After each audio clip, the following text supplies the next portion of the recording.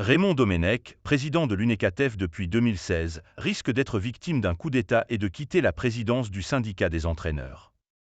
Est-ce qu'il y a un conflit en interne au sein de l'Union nationale des entraîneurs et cadres techniques du football français, UNECATF? On s'interroge ouvertement après l'annonce de la tenue d'un comité directeur extraordinaire prévu ce mercredi au sein du syndicat des entraîneurs. Un putsch se préparait, selon une information révélée par l'équipe, avec pour but la destitution de l'actuel président, Raymond Domenech. Le but est officiellement d'évoquer les prochaines élections à la présidence qui se tiendront le 6 mai prochain, et plus particulièrement la façon dont elles se dérouleront. Mais d'après les indiscrétions glanées par le média sportif, c'est donc un putsch qui se préparerait contre l'ancien sélectionneur de l'équipe de France.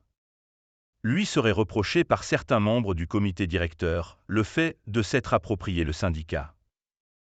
Domenech à la sauce Diacre? Et la succession s'organise déjà puisque deux noms sont déjà évoqués. Il y a tout d'abord Philippe Montagné, ancien entraîneur du Stade Rennais ou encore du Toulouse FC. Puis il y a Claude Leroy, ancien sélectionneur du Cameroun que Raymond Domenech peut croiser de temps à autre dans les couloirs de la chaîne L'Équipe, puisque les deux hommes y sont consultants.